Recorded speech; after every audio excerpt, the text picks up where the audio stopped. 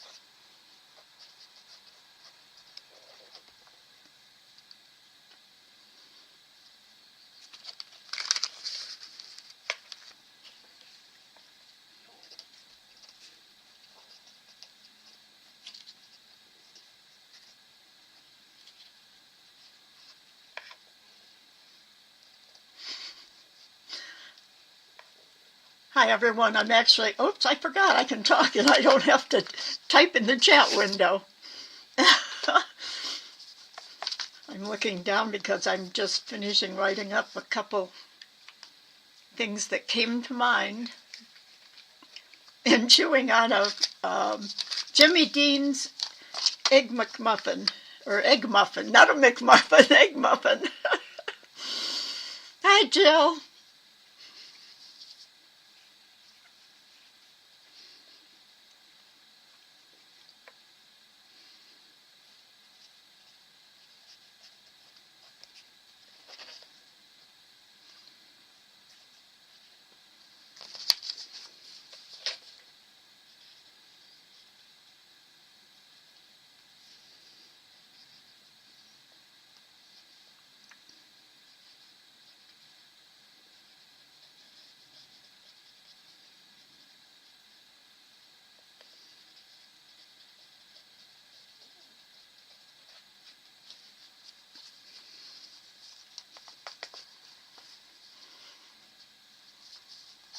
I hope everyone's doing well today. And I'm so sorry about yesterday. One little field that needed to be filled in. We use two programs so that we can set up the class in YouTube, and then we use another program, which is new to me, I'd never worked in it before. And in that program, we are able to set up using the two cameras. So that's kind of what the problem is. And in the software to set up the cameras, I had not realized that one little box had the wrong word in it. And that made the whole thing go crazy. So that's fixed now. And Tammy and I spent quite a long time going over and over things, and we couldn't figure out what was wrong. So of course she tapped Dennis, come look, and he found it. He just had to look at one of the screens and knew what was wrong right away.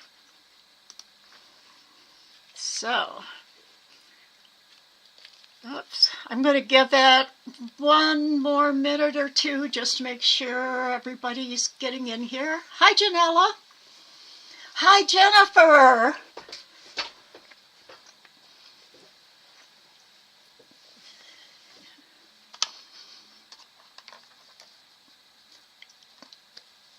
Let's see.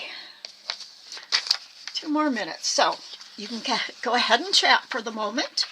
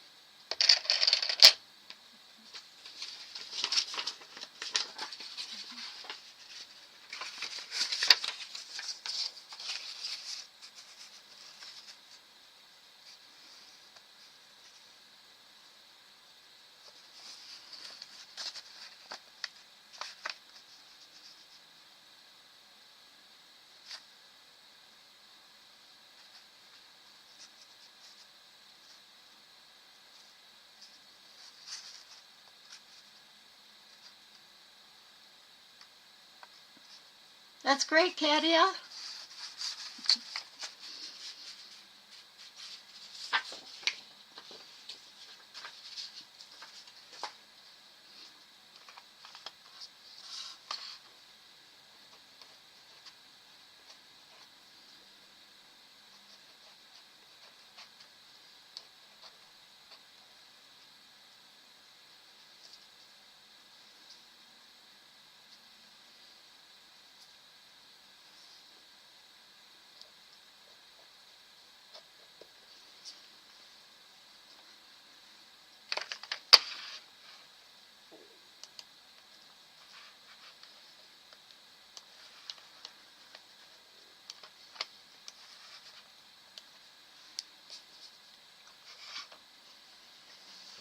All right. I am so glad you're all here today, and we're able to make up that class. I want to go over a few things today before we start the lesson. One of the things is, I hope that we can really stay on topic today. I know last class the chat window got a little filled up with a lot of off-topic chatting, and I think it really disrupts the flow of the class, and it kind of breaks people's mindset of thinking about what I'm talking about and what we're doing. So I'd really appreciate that. Thank you.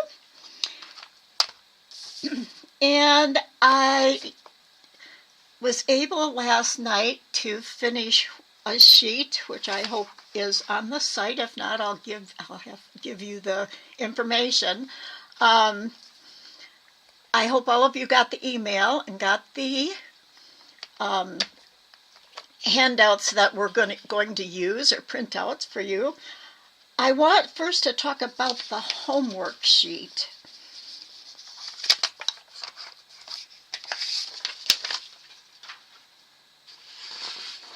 I'm going to switch to the down shot for this.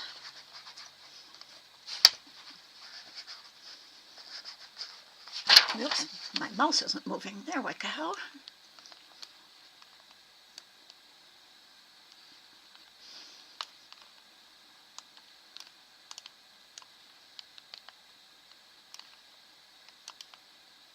All right.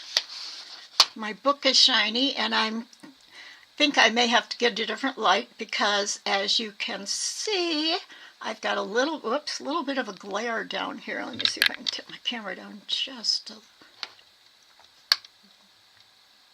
Maybe that got rid of most of it. Now it's up above. Anyway, the homework sheet. I'm going to try lowering my camera a little.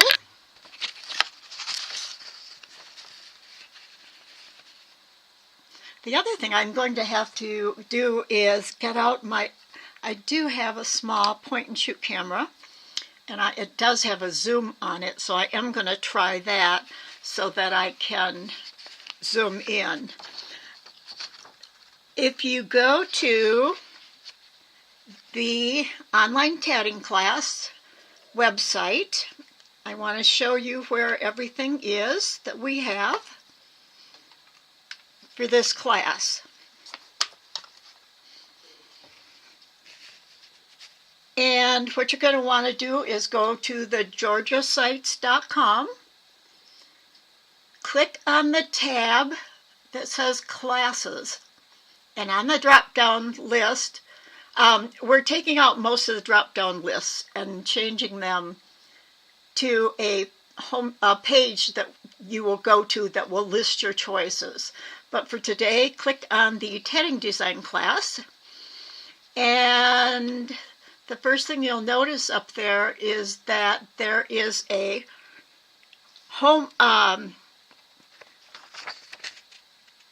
homework list. And this is what homework's been given out up until now. You notice a lot of them are the continuing projects, like you should always be tatting samples. You should have samples of different size rings tatted, and that gives you a little information about it. You can put a bare space, thread space in between each of them, or you can do like a 4DS ring and a 4DS chain, then a 5DS ring and a 5DS chain. So you have both of those on one long piece, and then you can use that when you're designing the pattern, and so that you can lay it down and count stitches. And you should be keeping it on your on a piece of copy paper. And some people staple them down, but then you can't take them off and use them. So I like reusable tape. It's called a tape runner, but you want to make sure it's not one that says permanent. There are lots more permanent ones out on the market than there are the repositionable or removable. And you want the repositional ones so that you can take your sample off and stick it back on. Now you may have to eventually replace that, put a new piece over the top of that tape, so because it's going to gradually lose its stickiness.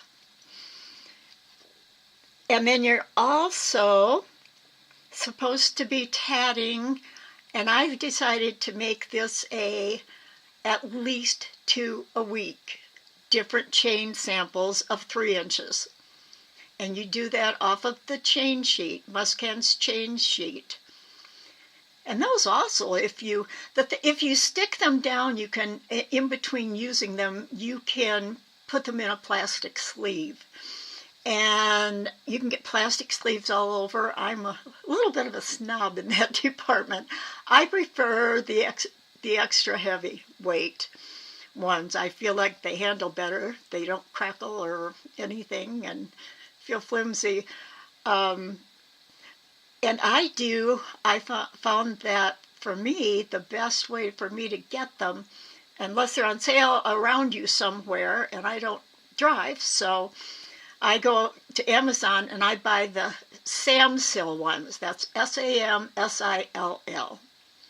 Heavyweight plastic sleeves or pages. All right. The other thing you're going to start is samples of classic elements. And we did talk last week about shapes, like the clover and the basic shapes. You're going to want to, and I'm going to give that to you for homework, that you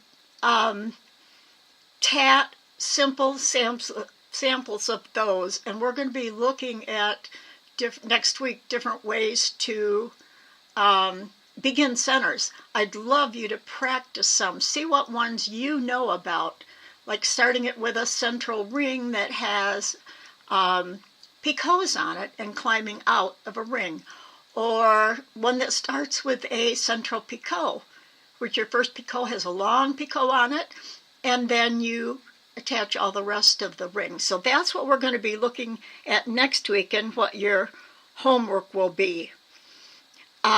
Actually, down below you'll see also homework. Begin organizing your supplies, practice drawing shapes, that was last week, and diagram classic elements in it.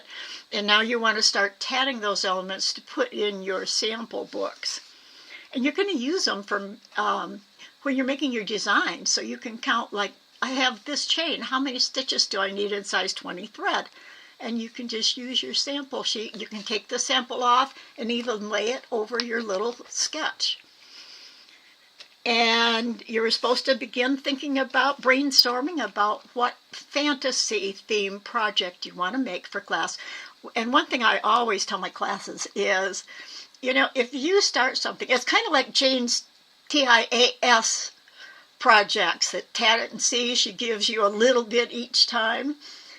And you work that part, and then everybody, the thing is, our imaginations, we all will see different things in it. And so a lot of people, and even last week, a couple people in my rough sketches, I think Tammy knows who said what. I know that Pam said that in one of mine, she saw a dragonfly. So that's a great idea.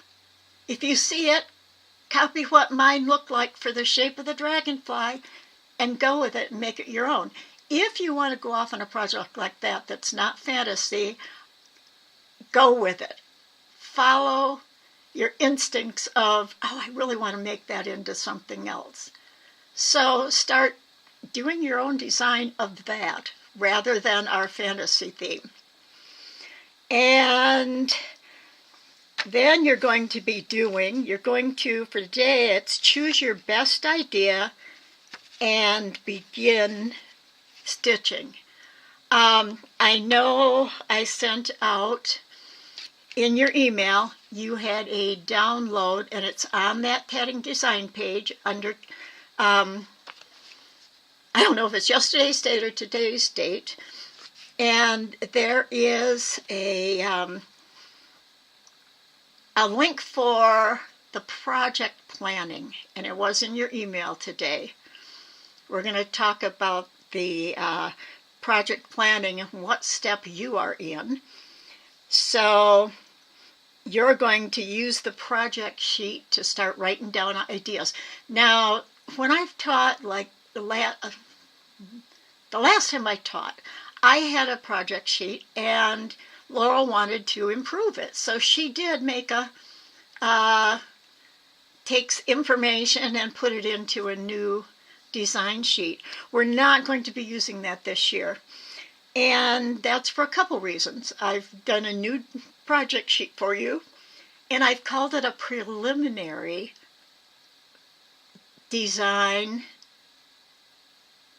What did I call it? Preliminary design plan. That's what it is. This is a plan. This is not your finished project. This is your ideas. This is all you're getting ready and while you're working, and you'll be adding things on it then. I also did not put a piece at the bottom like she had a grid down there, but there's more information I wanted from you, or you're going to want for yourself. Like, are you going to use beads and what color? I've added color and to that. So you're going to choose your best ideas for next week and start designing. What you're may want. What I often do is, and you'll see a sample of that in a minute. I tend to draw lots of little different samples of the same thing on either my sketchbook or copy paper. And that's because in the beginning, you don't want a rough sketch on your planning sheet because you don't know what you're going to end up with yet. So let's see. Anyway, we're going to go over that project sheet today and exactly what you put in. And I want you to begin your tatting, your project. It doesn't have to be completely designed if you know just the center, the beginning, and you're going to start, getting your stitch counts and everything in. And that's called beginning your prototype. And we're going to look at the design process next, and you'll see how all this fits together. But that's the homework page. Now we want to talk about the design project, the design process. I'm going to put my book away for the moment, and the other. We'll be looking at my book's suggestions for designing. Okay, this is the project sheet, and I cut it out of the edges off to make it fit better under here. You may have to follow along your own sheet and listen to me. If my camera is not, I'm going to move it down and get it. I have it now, so once I put it in place, it gets it level. But up here, you're going to see there's a little bit of information about the project. And there are so many different ways to start a project. We're going to learn this design process way, starting with rough sketching and all. But there are many tatters like Jane who just look at a picture and sit down and start tatting. And that's a great way too. But for those who that just seems impossible, a design plan and doing the rough sketching and all can really help you. So we're going to learn that. Now, throughout the whole classes, you will start learning what works best for you. And go with that. Find what works best for you. Through the process of doing these designs, you'll start finding your own style.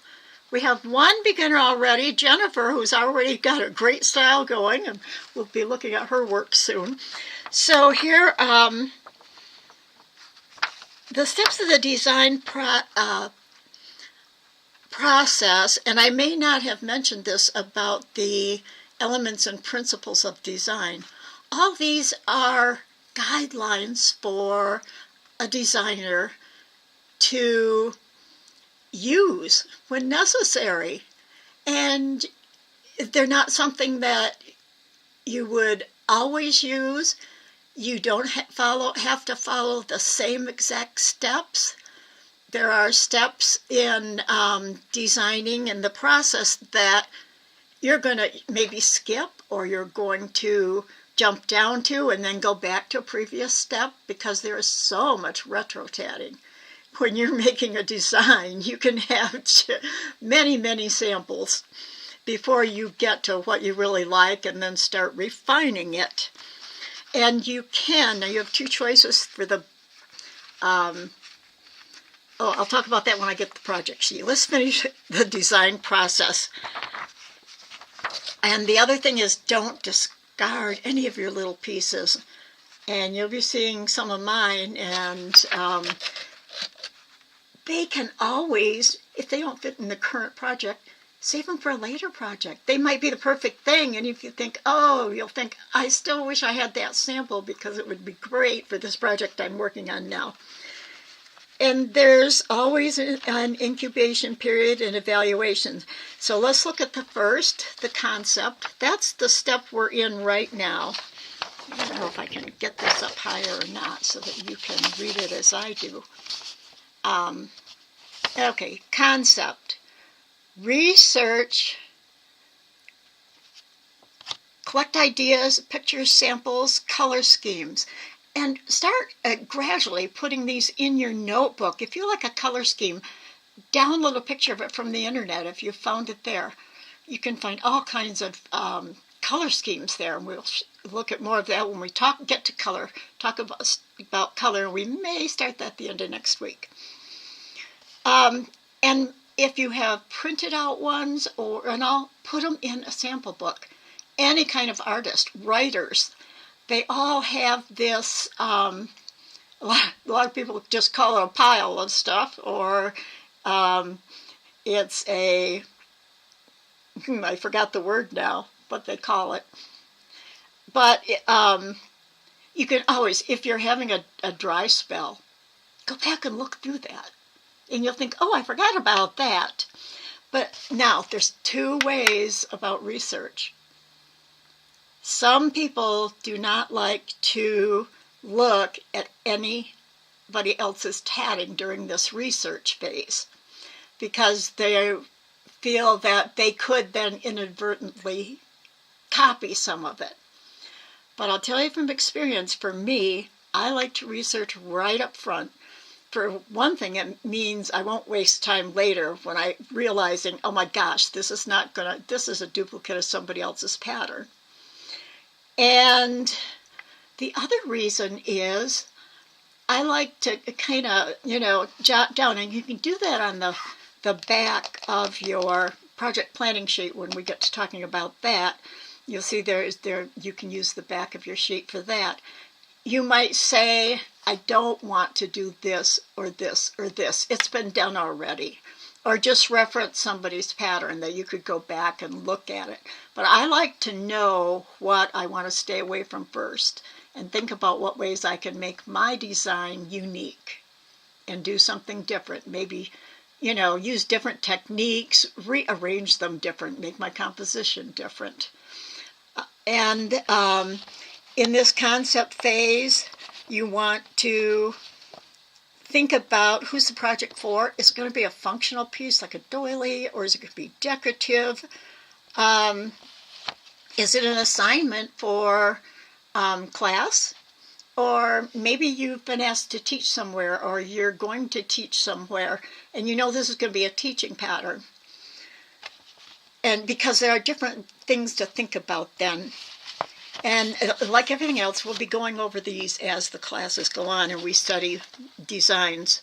Then on the concept, this is where we're at. Select a project out of your choices and narrow it down to one or two. Brainstorm, rough sketches, all the kinds of things, the rough sketching part. Now, I've got it on two sheets. The planning part is what we're starting today. And brainstorming can be done in a couple different ways. I do tend to make a list. That's going to go on your project planning sheet.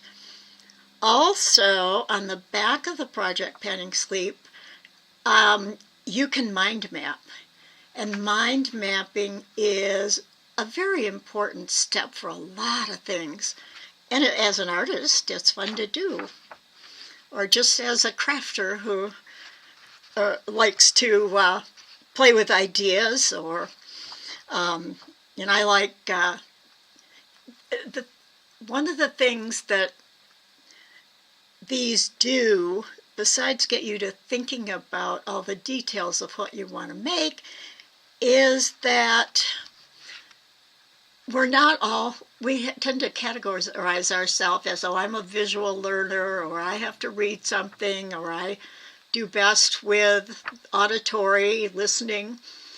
And the thing is, none of us are one type.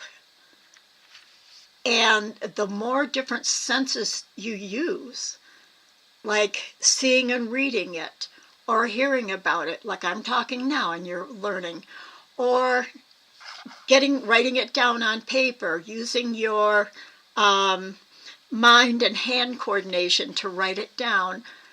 All these things help develop your capacity to do things. It builds new pathways in your brains that can be used for all kinds of fields, things other than just tatting design. And it's the best way to learn. So mind mapping, I think you should all try too. I'm going to be giving you some links to look at for homework. I'll be adding those up onto the site. The design class page. And then you note your stitch counts and any notes, thoughts that you have on that sketch that you've picked. Now what I do, I'll take my rough sketches, and what I've decided to do, and I have all my little pieces up here, you'll remember the simple bird that I drew last week. And I got the fish below it, which actually could be turned into a bird too. Just give it get a little more of a head and a beak instead of a mouth of a fish. Well, I took that, and here's my second step. And this is my design idea. I know that all of it's not going to be possible, and I'm going to see what I can do. I want to start out with a spiral, and there will be, you might not be able to see my little, maybe I ought to mark this out as I go, because that's going to help me in my step of, oh, I know this was working earlier. Maybe I'm going to just use my pen here. In between my spirals, they're going to be joined by picots, and the picots are going to be longer ones. Now, I don't know whether I'll go all the way around with those yet or where I'll stop. I'll make that decision when I get to that part of my first run through. And before you run through, and I don't think this is written down in any of the sheets, and I'm going to note that down. You're going to have to figure out your path and where you might need joins. So that I don't have on here yet. I don't know. I haven't started. You can think ahead of time and write them down in pencil. And then confirm the idea later if it works when you're working your prototype. But I'm going around. I know I'm going to put a picot on. I'm hoping to start on the center here and go up, and then turn the corner and come back up, and then I'll have a picot on that original spiral so I can attach it to the top here. So the wing's going to have some security to it. I'm going to go up. I'd like some kind of curly little hairs on top of the head. Now, whether I can do it with some floating chains or they'd look too big and all, I don't know yet. Twisted picots, maybe. Whatever. A fantasy bird, you can do anything. You could put Josephine rings up there.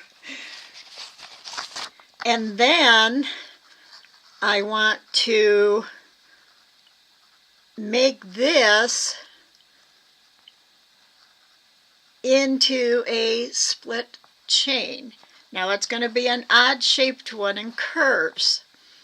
And a little later in class today we're going to talk about tatting curved shapes. And I'm not quite sure, so I don't have my path all figured out. Maybe I'll get to a point where I'll think, this isn't going to work at all. I've got to figure out something different. I've got to redo my my arrangements to get all the pieces in. And I want to do like this little thing right here would be a Clooney. And then some type of feathers similar to that. I'll probably here, if I want to put, this will either be a Josephine ring or not. Or I have learned a way that I can drop down and add a bead right there. I found the method in Judith Connor's book. We'll look at books. I keep telling you we're going to look at a lot of these things a little later, but that's true. Okay, if I don't do the bird, my other choice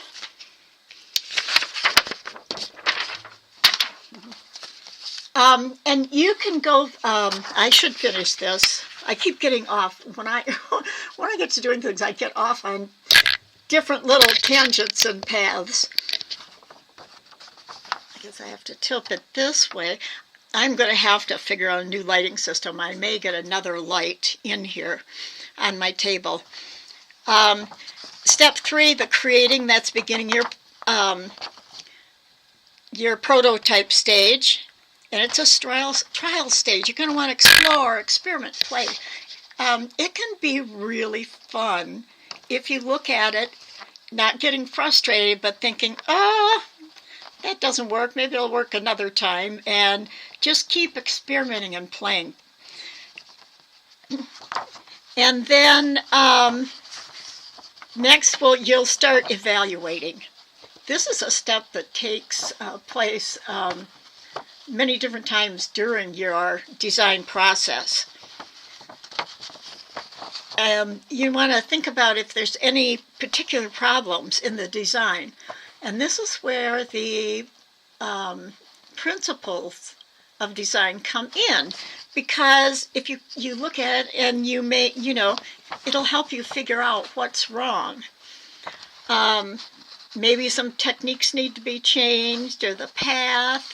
And then you brainstorm, what can you do? Write down anything that comes to mind that you can do to change it.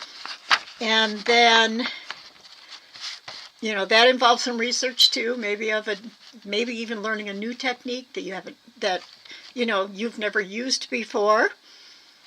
And then you go back and you kind of start again with your experimenting, your playing. And you're refining, improving, adding details. And during you're doing this, in all the design classes have been going for, I think this is going on 11 years. And all during class, everybody in the chat window, in the chat program where we worked in Chatsy, it was easy for everybody to jump in and give an idea of what if you tried this. When we are critiquing or helping somebody else with their pattern, please be polite. This isn't criticism. This is helping them, suggesting ideas or possibilities.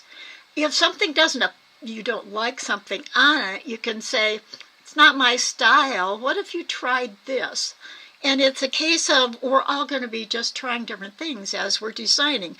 And we need other opinions to help stimulate our own design process and our own possibilities and thoughts on how our pattern's going to go. And we've done that throughout classes, and it's really helped a lot of the students a lot. And then you just keep repeating and retro-tatting and going. Now, that's not to say a design sometimes doesn't just click and go, right on through. And I think if you're really experienced, a lot of these things you don't even have to, you just will do them just automatically. And another thing is to set your project aside and walk away from it for a while. Some people will put a project aside that's not working out, and it could sit for over a year, and they never pick it back up again until maybe 3 years later. Or maybe you just set it aside for a day and go back and look at it the next day. You'll see new things and get different thoughts if you've taken that time to, just kind of ruminate about it. And then with the last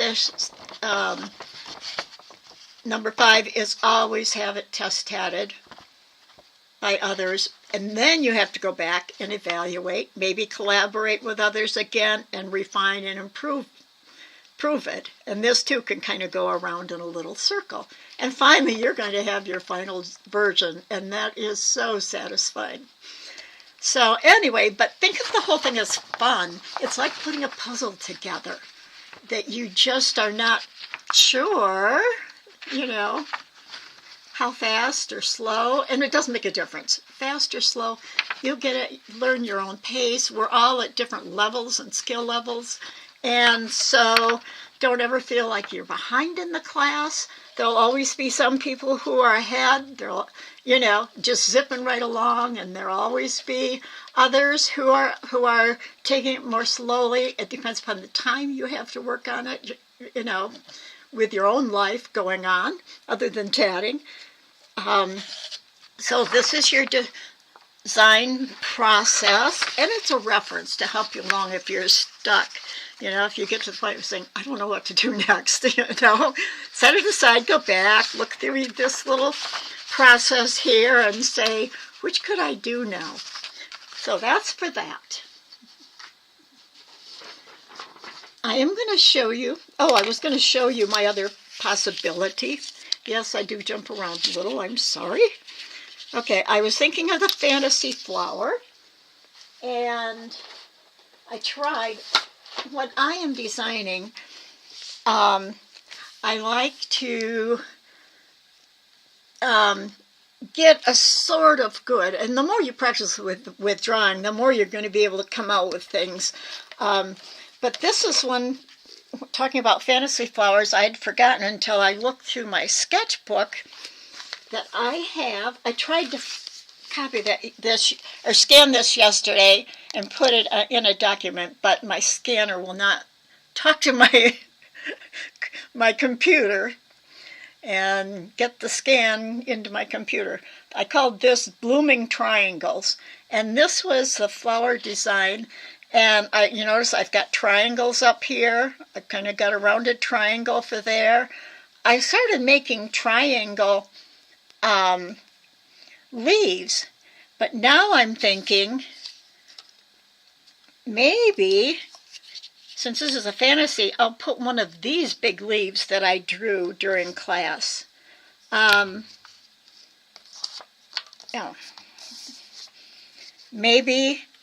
Maybe I'll put one of these here and one of these over here. The leaves on the fantasy flower do not have to match. I mean, use whatever you like. And for this fantasy flower, we're not going realistic here. And then I might even go with more like this top right here. This is the stage where I've got my ideas. I'm going to have to start drawing from my rough sketch, I go to drawing a new one the way I think I'm going to want it, and then start tatting it up and noting, as I go. On here, you're going to note things like you have to have a start for your pattern shown on your pattern. A lot of times, it's almost impossible to figure out where did they'll tell you in the written instructions, but where is it on the diagram? Where am I actually starting?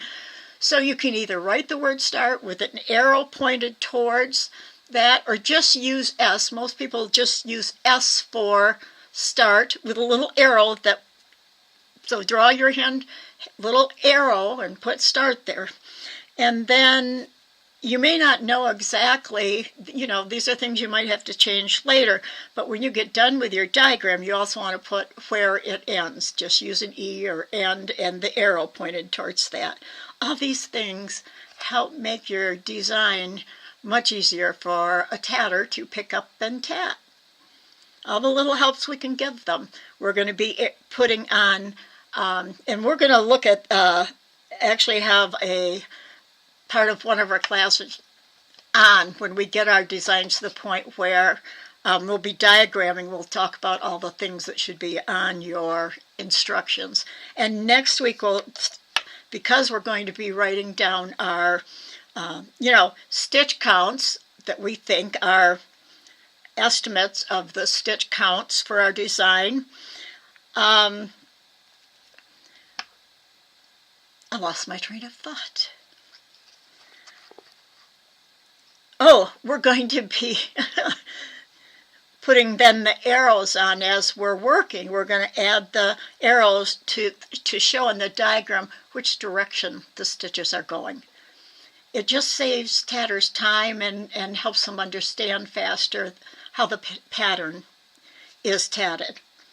So, those are my two choices. I'm going to narrow it down, and I hope that you have your idea, or this next week, choose your one or two best ideas, or choose your one best. Now, if you know ahead of time and you just know what you want to do, go ahead and rough sketch it. You don't have to go through all the steps. And what I'll do at this step is I might even, the way I had these arranged, I might even use my camera. I could scan them in, but it's hard to arrange your design when you have to put your pieces upside down on a scanner. So I like to just use my camera or your phone. And I might take a couple photos of different arrangements. And then, once I have the photo, and I get, and I use that and get my final sketch made, it doesn't have to be perfect. We're not talking perfect yet.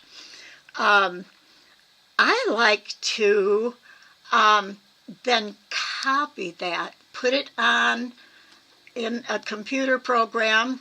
You could even do it in Word. Copy your one design and then paste. Maybe I'll paste 4 copies of it. The other thing you could do is you could just you could note different things on each one, or you could work on one, then say that's got to be changed, and go to the next one and start adding in changes there. The other thing you could do is just paste these, or especially with your temporary tape, you could paste them and move them around, and then you could draw them on your paper, on scrap paper, I think, okay, is what I often do. And then I'll make sure if it's a rough one and not drawn as dark as this one is, I'll go over with, like a Sharpie, fine point Sharpie marker, because sometimes I just feel like doing it. I just put it up at the window and put another paper over it and trace it. The old-fashioned way. Some people nowadays even have light boxes, and it's like a clear top box with open sides, and it has a light underneath it, and you can put your design and then the paper on top of it, and the light shows through it really well, so you can trace it. But for me, quick and easy, I go to my front window, and that's the way I trace it. And then I might scan that one trace in if I put it in the corner of a page, and then what I've done before is copy that and make maybe 2 more copies of that same one, and then I'll have multiple copies to work on. If you're working with smaller pieces, like you've got, like a paper size that you're drawing is on, and you have a couple of different versions, to me, a clipboard is always great to work. You can get them at the dollar store, really cheap. Or you just paper clip them together, and oops, I'm finished with that one. I'll try this now on another piece of paper. So if you've got like 4 of them traced onto your paper, then, you can, you don't have to have them on a single paper, just use them on one page. Paper clip them together as you're working. Use a clipboard. Use a binder. Now, if you don't have a clipboard, you can always take a discarded piece of cardboard. Like, now let me set this aside for now that we're done with that.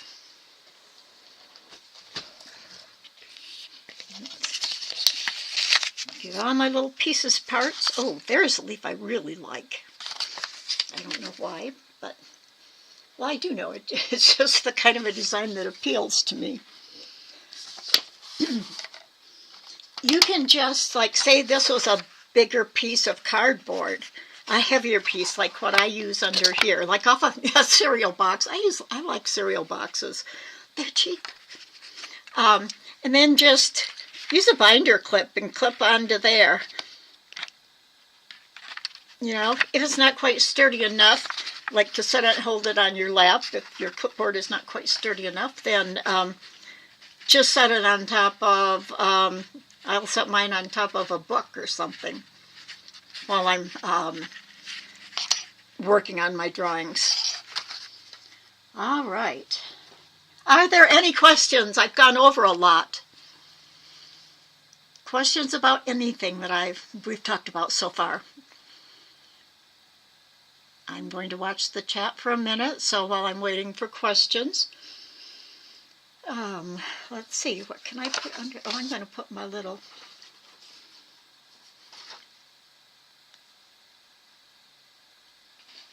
Oh, I'm going to give you a preview to look at while we're waiting for questions. This, isn't that cute? We're going to talk about this in class today. This is Jennifer's homework. Jennifer McNeil, who is in class today. So, we're going to look at that a little later. I'm going to take a drink here. I must be doing all right. I don't see a single question. So, let's go on then. A little more organizing. Okay. Last week, I showed you using templates. And here, these are just those cheap little plastic pencil boxes that you can buy. That open up. Oh, there's one of my templates. The rest should be in here. Oh, my triangle's in there. The rest of them, I don't know where they got to. I've got 2 drawing pencils in here. And yes, I do have a compass for drawing circles, which I could use. But rather than getting out and setting it up, I like just drawing using my little paper templates. But you can usually keep anything you want. Oh, I know what I haven't mentioned yet, and I didn't even put it on the supply list that I'm working on, so that you have. An eraser. Sketches, even though they're rough sketches, you will probably do a lot of erasing, especially, you know, if you have your basic rough sketch and you want to refine it a little for the next step. You may want to erase and draw your lines a little neater. So an eraser. And I prefer like a white eraser, just so it won't leave any, you know, color smudges on your design. There's a brand, Stedler, I think it's pronounced. It's like Steadler. Or, you know, you might even find an eraser you like, but test it on a design sometimes. See how it works on the paper. You don't want one that's going to wear the paper away, take out little rough pieces. And you don't want one that's going to leave marks. You want one that's going to erase easy without a lot of pressure and all, even though your rough sketch will probably should be done later. So, you could have an eraser in here too. If anybody else ever has things that they use, please let me know. We always, everyone has different ideas about what they want to use. I'm going to make myself an index card box. I have a wooden one for recipes. But it's kind of heavy and big and clunky, so I'm going to make myself one out of the box bottom. some kind of box for my index cards. Here's one kind. Now this is, you know, kind of wide and bulky. You wouldn't exactly want to have it in your purse all the time, but for home, this is just, you can find index card holders. This is one kind. There are, and really, rather than telling you where to find them, I almost buy everything on, like I said, I don't have a car, so I buy everything on Amazon and price check. Here's a little notebook. Now this might be what you have, Tammy. I know you said you have something you keep yours in. It's like a little, see how big, how small it is? It's like a little mini binder. It's actually got rings inside. And you can even buy one with holes punched in already. If not, you may want a hole punch. And there's another thing I use a hole punch for.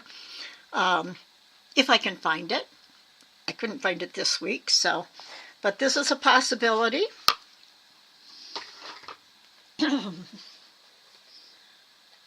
Other organizing methods for your designs. This is just a plastic envelope, and I'm going to have to, like I said, I need a camera I can really zoom in and out quickly. You know, and it's got the little flap. I've even seen them. I have one somewhere with a, oh, this one has a flap on the back too. I can put my some papers in the back, or like the picture of what I'm designing. And then I'll just put all my, as you can see, these are in plastic pages, and eventually when I'm done with them, they would go back in one of my binders. This happens to be, I was designing a lamb right there, and I don't think I have the pattern online anymore. I taught it in Finger Lakes workshop one year, and today we're actually going to look at a piece of how I shaped the ear. I should keep watch of the time. Oh my gosh, is it 10 to 2 already? Okay. This is the way, if I'm don't have them in here, there's a scan of the lamb. If I have them loose, oh, another thing you can do is just simply put them in a manila slot folder. You know, a manila folder. This one doesn't have holes to go in a notebook. It'd have to go into an envelope or something. But you've got the little place where you can add papers in. So that works. Another thing I do, and even if I'm learning a new technique, I'll get all the information I can that I can get printed out about how to do the technique. And then I do usually put things in oh, there's more lambs, and there's hearts. Oh, and clovers. But I will take them, and if I've got, I usually have some kind of split rings, you know, and I'll just hook it around the corner, or hook them together. You can turn your pages, you can flip them, I usually just use one. You could put, you know, more in down your 3 holes. Another thing, which is most often I do, I just grab a paper clip and I kind of open it just a little, and I'll slide it in and slide the pages around so they're all the way in. Then I can just pick them up with a clip and have all my papers for the design or the notes for the technique by me, and then later they'll go back in the right binder that they came out of. One more thing. This is my notebook. I believe I showed you one time that I do keep my loose, actually this isn't my only one, this is one of them. And I haven't gotten back to it, I had been working on paisleys. Let me see if I can get this up even higher. So you can see. These are paisleys. I think I photocopied these. And there's more of them. I can show you there. From a library book. You know, a lot of those Dover libraries are collections of, like, there might be a whole book on paisley designs or folk art designs or whatever. And I'll scan them in for what my ideas. Now, this right here. See this little? This is a little baggie. And it is hooked in to one of the rings. This is all my samples that I worked on so far for my paisleys. And so I've got a couple pages of different book scans. And then beginning. Now this, look how ugly that paisley is. I mean, it just isn't a pretty, I don't think. You know, I got one that's got a flower in the top of it. But I love to draw. So I just have pages, and whoop, this light is driving me crazy. Pages and pages of different designs. Here's one that I've added beads into. So this is how I design. Then I get down to photocopying my design pieces like that. Those are on paper. That's paper. There's photocopies. And maybe I'll draw next to them to redo. There's a blown up one. So anyway, and this you can see. Here's one where I was using my Heart's Desire pattern to turn it into an earring.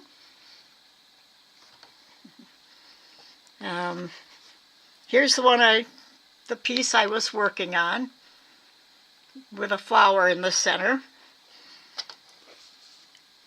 Here's another design I was working on.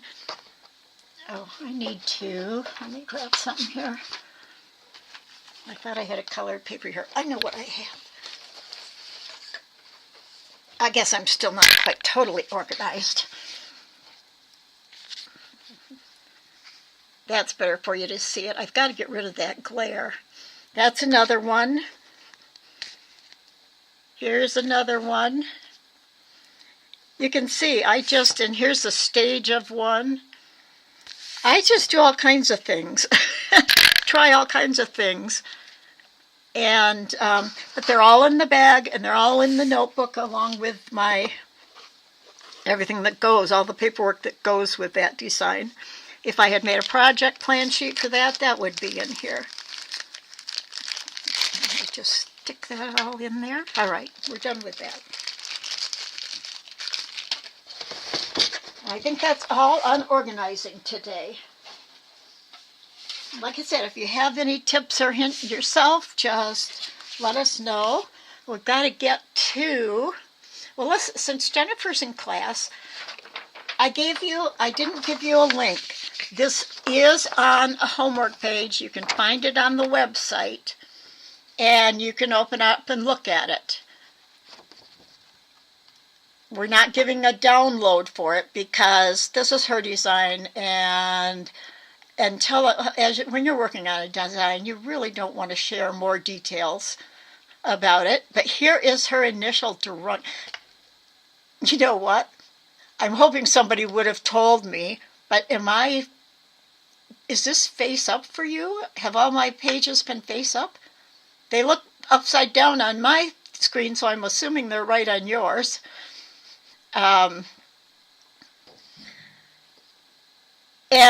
This to me is just intriguing. This is not a sketch. She has made it's a line drawing, a continuous line drawing. And what she said in her homework was that, in her email to me, with her homework, was just that she loves chickens. And she had an embroidery kit with a chicken on it. And she never got around to doing it. And it came to mind that she could tat it now instead. So this is her initial design for it. Now, the one thing I am thinking about, do you want me to talk about it in class, Jennifer, or do you want me to just send you feedback through an email?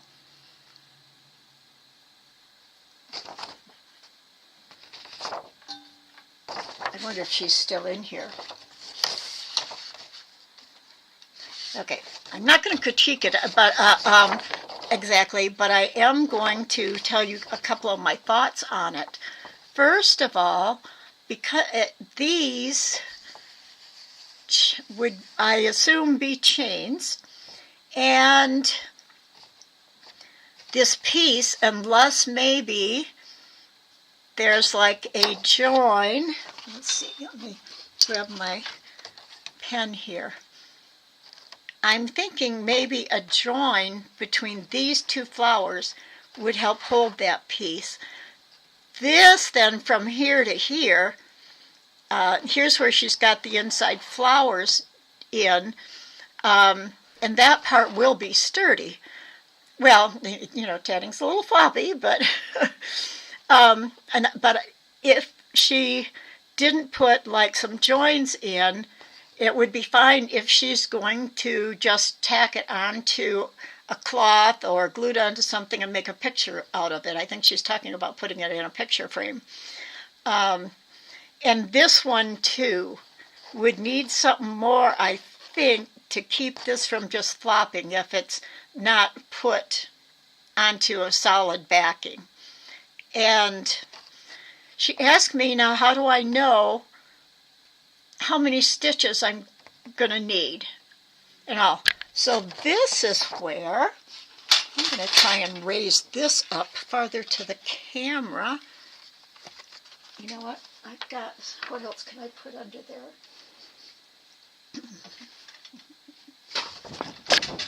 Maybe I can put this under there. And get my camera back down so you can really see it. Okay, that looks a little better. So, I have this little box. I don't have all my samples. I had the box right beside me. It was on the table for my... Oh, here it is. Oh my gosh. It had a whole bunch of samples in it. Let me see if I can... if it's on the floor. Oh, there they are. They're all over the floor.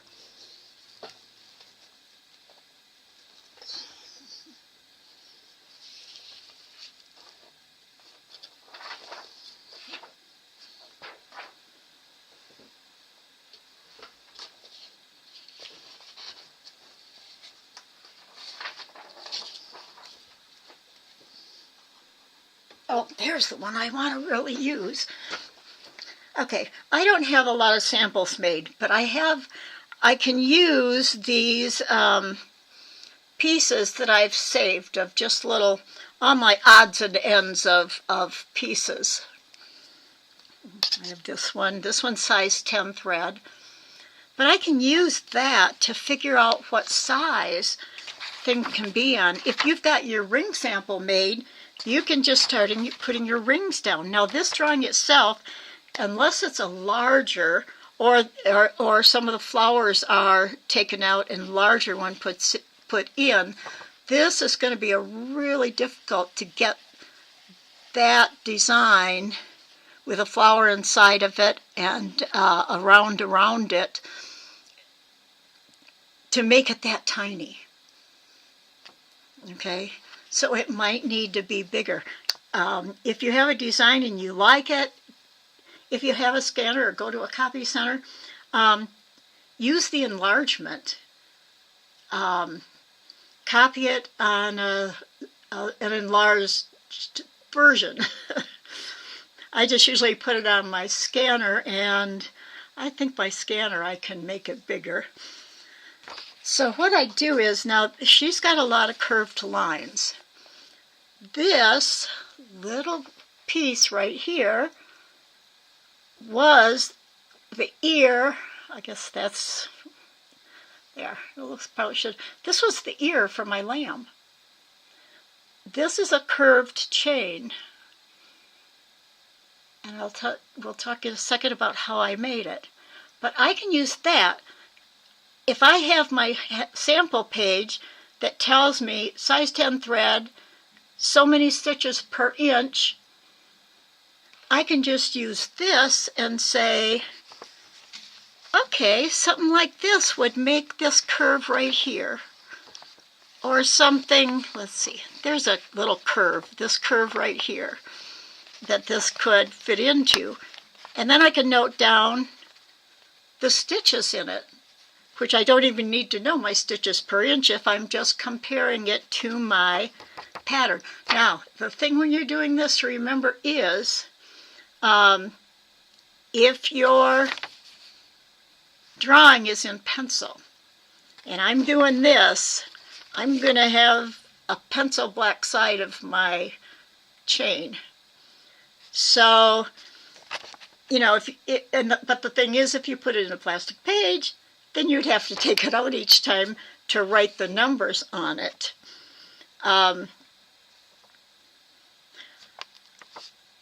You'll see this little size, like maybe something like just this little would fit in there. Little clovers, or a single ring, you know, with picots, and this too. I mean, without my stitch count, I'd have to say, oh, this size ring, I'd have to sit and count it as I was using it. Maybe a little ring in those could fit, like out of a 20 or 30 thread. Now that's that's one of the things that as you're designing you have to think about, and maybe change or do different things. If somebody, and this too is like personal style. Some people don't like patterns with all little things in it. Some people like more simple designs. And you as the designer can pick your own style. Do it the way you want it, unless it's like for teaching a class or something. Here's another thing. This is just a central ring with picots. You'd climb out with a mock chain and a chain around it. Now that could fit in for the chest. And then maybe a couple smaller ones down here. But you can even use the, you know, make your curved chain. And basically I do it by reversing work, and I'm going to show that to you. So this is how I'd start working this pattern and designing it. But isn't it so cute already? Actually, I'm not sure if Jennifer, you used the word chicken, but I look at it and I see a rooster. So, but this is really a fun one. And it is fantasy in a way because it's going to have flowers in the center of it. And it's just such a loose, nice, fun design. I'd love to see it finished. Okay. Oops, my books are still sitting under here. When designers really need to have some books for reference, my absolute favorite is the Elgiva Nichols, Technique and History. And I mean, she's got everything in here.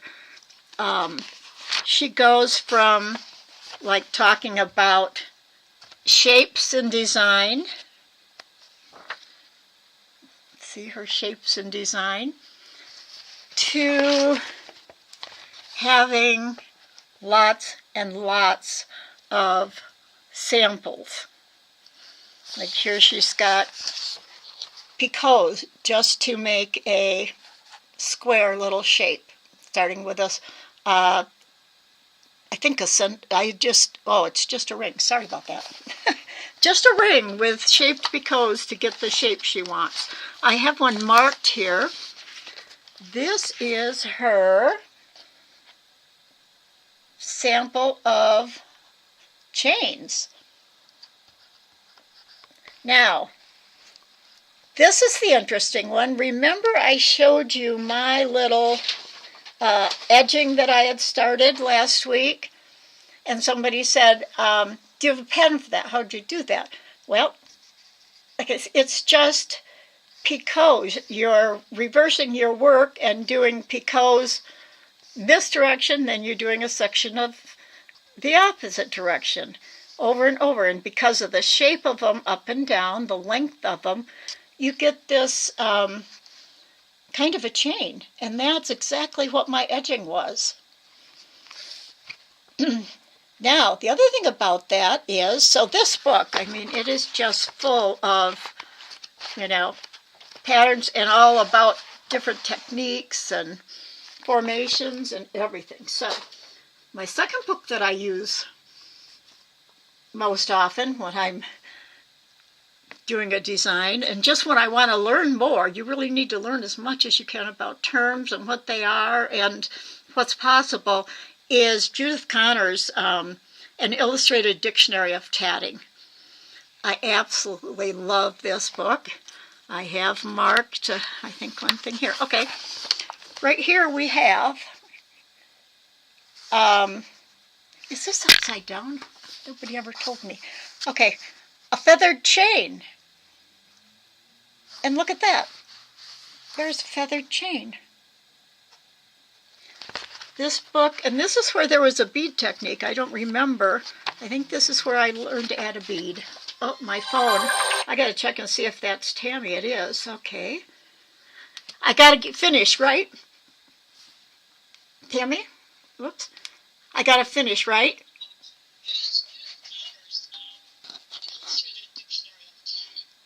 What?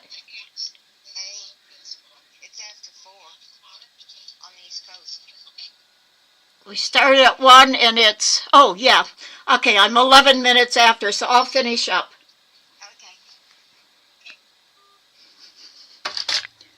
Okay. Next week we're running out of time here, so next week I'm going to show you and talk about the formation you get and about making your chains curve the way you want to. This will just be a short little thing, so we'll do that next week. Start working on your prototypes. And any questions, you can always just send them into the online tatting class. Put my name in the subject, so I'll get it, and I can respond to you. So that's it for today. I hope you enjoyed it, and we'll see you again next week. Bye-bye, everyone.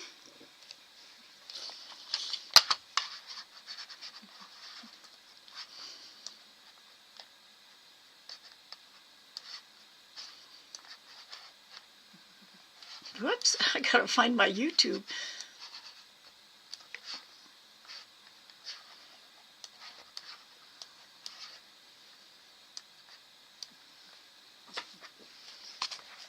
Until I find my stop stream button.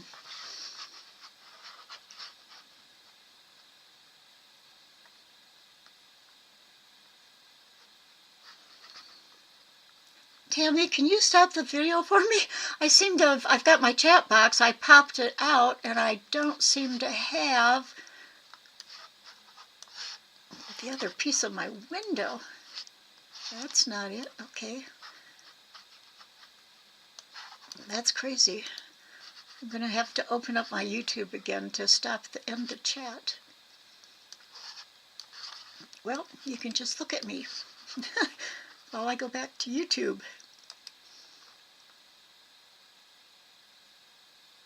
Oh, you know what? I bet I can end recording right here. Stop recording. Oh no.